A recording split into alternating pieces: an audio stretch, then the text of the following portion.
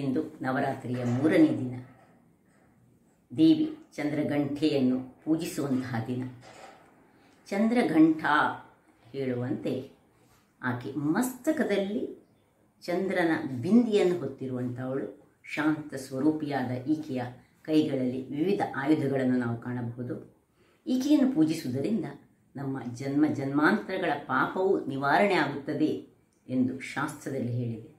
ಹಾಗಿರುವಾಗ ಇಂದು ನಾವು ಆಕೆಯನ್ನು ಭಕ್ತಿಯಿಂದ ಪೂಜಿಸಿ ಆಕೆಯ ಕೃಪೆಗೆ ಪಾತ್ರರಾಗೋಣ ಎಂದು ಹೇಳುತ್ತಾ, ಇವತ್ತು ನಾನು ಈ ಗೋಧಿ ಹುಡಿ ಮತ್ತು ಮುಳ್ಳು ಸೌತೆಯನ್ನು ಬಳಸಿ ಒಂದು ಬಹಳ ಸಿಹಿಯಾದ ಅಪ್ಪೆಯನ್ನು ತಯಾರಿಸಿದ್ದೇನೆ.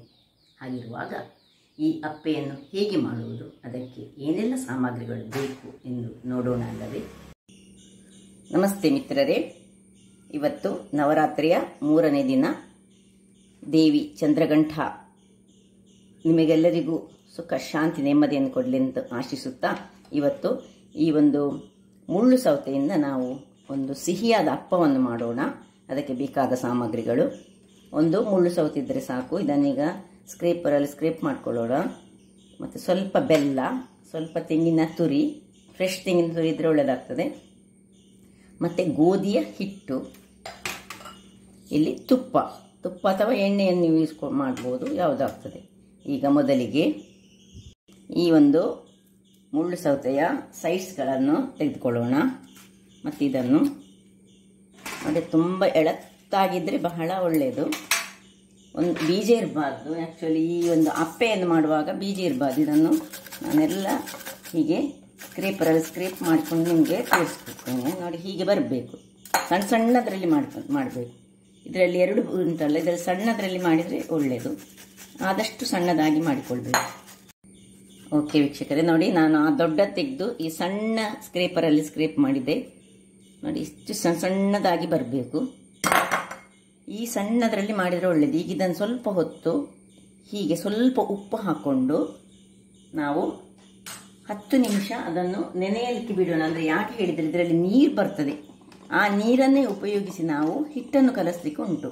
ಅದರಿಂದಾಗಿ ಸ್ವಲ್ಪ ಇಷ್ಟು ಉಪ್ಪನ್ನು ಹಾಕಿ ನಾವು ಇದನ್ನು 10 ನಿಮಿಷಗಳ ಕಾಲ ಮಿಕ್ಸ್ ಮಾಡಿಕೊಂಡು ಹೀಗೆ ಮುಚ್ಚಿಟ್ಕೊಳ್ಳೋಣ. ನೋಡಿ ವೀಕ್ಷಕರೇ, 10 ನಿಮಿಷದ ಬಳಿಕ ನೋಡಿ ಇದರಲ್ಲಿ ತನ್ನಷ್ಟಕ್ಕೆ ನೋಡಿ ಹೇಗೆ ನೀರು ಬಂದಿದೆ. ನೋಡಿ, ಈಗ ಇದನ್ನು ಚೆನ್ನಾಗಿ ಒಂಚೂರು ಸುರಿಗೆ ಹಿಂಡಿಕೊಳ್ಳೋಣ. ಎಷ್ಟು ನೀರುಂಟಂತ ನೋಡಿಕೊಳ್ಳೋಣ. ಹೀಗೆ ಕೈಯಲ್ಲಿ ಹಿಂಡಿಕೊಳ್ಳು. ನೋಡಿ, ಇಷ್ಟು ನೀರು ಬರ್ತದೆ. ಇದೀಗ ಉಪ್ಪು ಸಹ ಉಂಟು ಅದರಲ್ಲಿ. ನೋಡಿ, ಇದನ್ನೀಗ ಹೀಗೆ ಇದನ್ನು ಬಿಸಾಡಲಿಕ್ಕಿಲ್ಲ. ಈಗ ಜಸ್ಟ್ ನಮಗೆ ನೀರಿನ ಅಂಶ ಇದರಲ್ಲಿ ಎಷ್ಟು ಉಂಟು. ಕೆಲವು ಒಂದೊಂದು ಮುಳ್ಳು ಸೌತೆಯಲ್ಲಿ ಒಂದೊಂದು ರೀತಿಯ ನೀರಿನ ಅಂಶ ಬರ್ತದೆ. ನೋಡಿ, ಇಷ್ಟೇ ಸಣ್ಣ ಮುಳ್ಳು ಸೌತೆ, ಅದರಲ್ಲಿ ಎಷ್ಟು ನೀರು ಬಂತು ನೋಡಿ. ಮುಳ್ಳು ಸೌತೆಯಲ್ಲಿ ಯಾವಾಗಲೂ ಹೆಚ್ಚು ನೀರಿನ ಅಂಶ ಇರೋದು. ಅದರಿಂದಾಗಿ ಬೇಸಿಗೆ ಕಾಲದಲ್ಲಿ ಎಲ್ಲ ನಮ್ಮ ಬಾಡಿಯನ್ನು ಹೈಡ್ರೇಟ್ ಮಾಡಿ ಇಟ್ಕೊಳ್ಳಿಕ್ಕೆ ಹೆಚ್ಚಾಗಿ ಮುಳ್ಳು ಸೌತೆಯನ್ನು ತಿಂತಾರೆ. ದೇಹಕ್ಕೂ ಬಹಳ ಒಳ್ಳೆಯದು. ಹಸಿಯಾಗಿ ತಿಂದರೆ ಸಹ ಒಳ್ಳೆಯದು. ಯಾರಿಗೆ ಹಸಿ ಎಲರ್ಜಿ ಉಂಟು ಅವರು ತಿನ್ನಬಾರ್ದು. ನೋಡಿ, ಈಗ ಇಷ್ಟೊತ್ತಿಗೆ ನೋಡಿ ಇದರಲ್ಲಿ ಉಪ್ಪಿನ ಅಂಶ ಉಂಟು ಸ್ವಲ್ಪ. ಅದರಿಂದಾಗಿ ಬೇರೆ ಉಪ್ಪನ್ನು ನಾನು ಹಾಕ್ಕೊಳ್ತಿಲ್ಲ. ಮೊದಲಿಗೆ ಸ್ವಲ್ಪ ಬೆಲ್ಲವನ್ನು ಹಾಕ್ಕೊಂಡು ನಾನು ಬೆಲ್ಲದ ಪುಡಿ ಹಾಕ್ಕೊಳ್ಬೇಕು.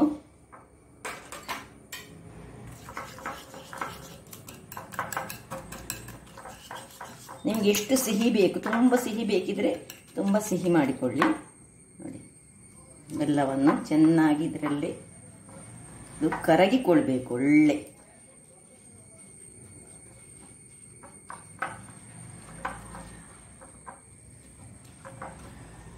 ಇನ್ನು ತೆಂಗಿನ ತುರಿಯನ್ನು ಸೇರಿಸ್ಕೊಳ್ಳೋಣ.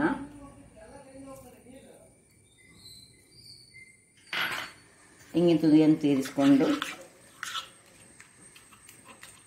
ಬೆಲ್ಲ ಸ್ವಲ್ಪ ಸಹ ಇರಬಾರ್ದು. ಯಾಕೆ ಹೇಳಿದರೆ ನಮಗೆ ಮತ್ತೆ ಅದು ಬಾಯಲ್ಲಿ ಯಾವುದು ಸಹ ಸಿಕ್ಕೊಳ್ಬಾರ್ದು. ಚೆನ್ನಾಗಿ ಬೆಲ್ಲ, ತೆಂಗಿನಕಾಯಿ ಮತ್ತು ನಾವು ಇದರ ನೀರಿನಲ್ಲಿ ಇನ್ನು ಇದಕ್ಕೆ ಈ ಗೋಧಿಯ ಹುಡಿಯನ್ನು ಸೇರಿಸ್ಕೊಳ್ಳೋಣ. ಗೋಧಿಯ ಹುಡಿಯ ಒಟ್ಟಿಗೆ ನಾವು ಈ ಒಂದು ಕಟ್ ಮಾಡಿದಂತಹ ಹಿಂಡಿ ತೆಗೆದಂತಹ ಮುಳ್ಳು ಸೌತೆಯ ಪೀಸ್ಗಳನ್ನು ಹಾಕಿ ಇನ್ನೂ ನಾವು ನೋಡಿಕೊಳ್ಬೇಕು. ಇದನ್ನು ಸ್ವಲ್ಪ ನೀರು ಮಾಡಲಿಕ್ಕೆ ಉಂಟು, ನೀರು ಇನ್ನು ಹಾಕ್ಕೊಳ್ಬೇಕು. ಈಗ ಇದನ್ನು ಚೆನ್ನಾಗಿ ತಿರುಗಿಸಿಕೊಂಡು ಎಷ್ಟು ನೀರು ಬೇಕು ನಾನು ಕನ್ಸಿಸ್ಟೆನ್ಸಿ ನಿಮಗೆ ತೋರಿಸ್ತೇನೆ. ನೀರು ಹಾಕಿ ನೋಡಿ, ಸ್ವಲ್ಪವೇ ಸ್ವಲ್ಪ ಇನ್ನು ನೀರನ್ನು ನೋಡಿ ಹೇಗೆ ನೀರು ಬಂತು ನೋಡಿ. ಇದರಲ್ಲಿ ಸ್ವಲ್ಪ ನೀರನ್ನು ಹಾಕಿ ತಿರುಗಿಸ್ಕೊಳ್ಳೋಣ. ನಿಧಾನಕ್ಕೆ ಸ್ವಲ್ಪ ಸ್ವಲ್ಪ ಹಾಕ್ಕೊಳ್ಳಿ, ಯಾಕಂದರೆ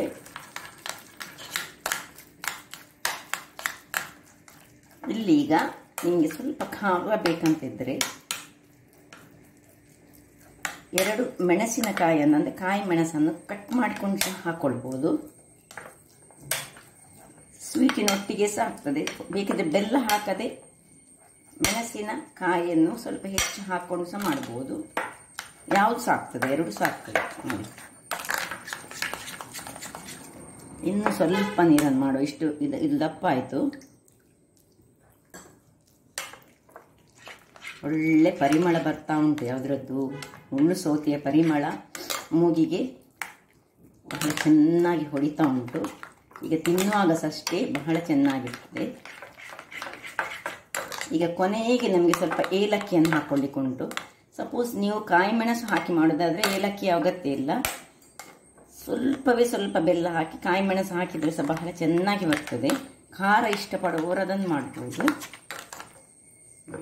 ಸಾಕು, ಇನ್ನು ಸಹ ಸ್ವಲ್ಪ ನೀರು ಹಾಕಿ ಈ ಕನ್ಸಿಸ್ಟೆನ್ಸಿ ಇರಬೇಕು ನೋಡಿ. ಇನ್ನು ನಾವು ಇದನ್ನೊಂದು 10 ನಿಮಿಷಗಳ ಕಾಲ ಸ್ವಲ್ಪ ನೆನೆಯಲಿಕ್ಕೆ ಬಿಡೋಣ. ಮುಚ್ಚಿಟ್ಕೊಳ್ತೇನೆ ನೋಡಿ ಮಿತ್ರರೇ. 10 ನಿಮಿಷ ಕಳೆದಿದೆ ನೋಡಿ. ಈ ಕನ್ಸಿಸ್ಟೆನ್ಸಿ ಇದ್ದರೆ ಸಾಕು, ತುಂಬ ದಪ್ಪ ಸಹ ಮಾಡಿಕೊಳ್ಬೇಡಿ, ದಪ್ಪ ಮಾಡಿದರೆ ಒಳ್ಳೆಯದಾಗೋದಿಲ್ಲ ಇದು. ಈಗ ಇಲ್ಲಿ ಒಂದು ಅಪ್ಪೆಯ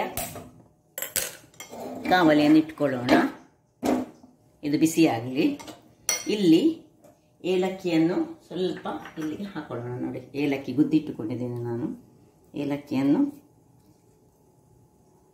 ತುಂಬ ಕ್ರಷ್ ಮಾಡಬೇಡಿ, ಸ್ವಲ್ಪ ಬಾಯಿಗೆ ಸಿಕ್ಕಿದರೆ ಅದು ಚೆನ್ನಾಗಿ ಆಗ್ತದೆ. ಫುಲ್ ಪೌಡರ್ ಮಾಡ್ಕೊಳ್ಳೋದು ಬೇಡ. ಇಲ್ಲಿ ಇದು ಬಿಸಿ ಆಗುವಾಗ ಸ್ವಲ್ಪ ತುಪ್ಪವನ್ನು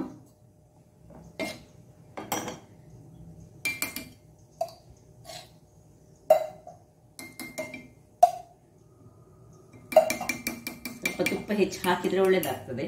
ಪರಿಮಳ ಸಹ ಬರ್ತದೆ, ಎಲ್ಲ ಆಗ್ತದೆ. ಸ್ವಲ್ಪ ಸರಿ ಕಾಯ್ಕೊಳ್ಬೇಕದು ನೋಡಿ. ಕಾದಿದೆ. ಈಗ ಒಂದೊಂದು ಸ್ಪೂನ್ನಷ್ಟು ಇದಕ್ಕೆ ಹಾಕೊಳ್ಳೋಣ.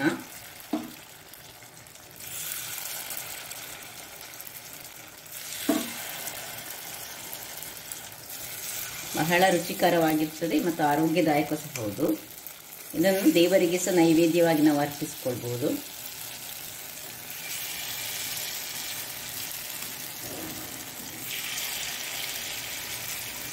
ಹೀಗಿಟ್ಟು ಈಗ ಇದಕ್ಕೆ ಒಂದು ಮುಚ್ಚಳವನ್ನು ಮುಚ್ಚಿ ಒಂದು 5 ನಿಮಿಷಗಳ ಕಾಲ ಹದವಾದ ಬೆಂಕಿಯಲ್ಲಿ, ತುಂಬ ಜೋರು ಬೆಂಕಿ ಬೇಡ, ಹದ ಬೆಂಕಿಯಲ್ಲಿ ಬೇಯಿಸೋಣ ನೋಡಿ ವೀಕ್ಷಕರೇ. ಒಂದು 2 ನಿಮಿಷಗಳ ಬಳಿಕ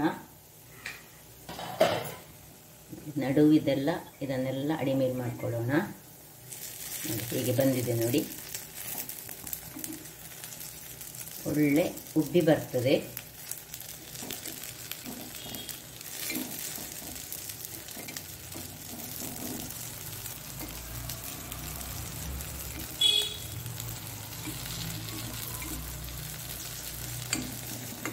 ಇನ್ನು ಸ್ವಲ್ಪ ಒಂದು 5 ನಿಮಿಷಗಳ ಕಾಲ ಹೀಗೆ ಸಣ್ಣ ಉರಿಯಲ್ಲಿ ಇದನ್ನು ಬೇಯಿಸಿ ಮತ್ತೆ ತೆಗೆದುಕೊಳ್ಳೋಣ ವೀಕ್ಷಕರೇ. ನೋಡಿ ಹೇಗೆ ಬಂದಿದೆ ನೋಡಿ, ಏನು ಚೆನ್ನಾಗಿದೆ ನೋಡಿ. ಎಲ್ಲ ಒಂದೊಂದಾಗಿ ತೆಗೆದುಕೊಳ್ಳೋಣ.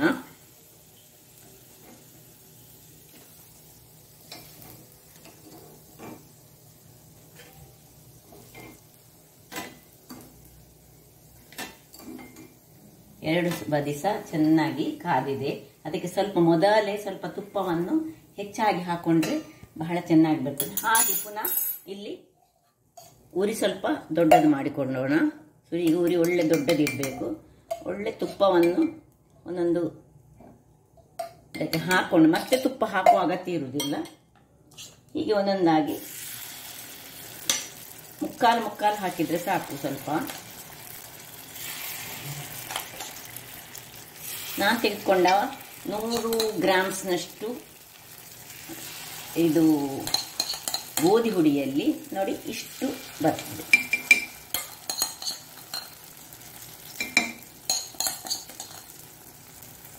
ಇದನ್ನು ಮುಚ್ಚಿಕೊಟ್ಕೊಳ್ಳೋಣ. ವೀಕ್ಷಕರೇ, ಇಲ್ಲಿ ನೋಡಿ 2ನೇ ಸುತ್ತು ಸಹ ರೆಡಿ ಆಯಿತು.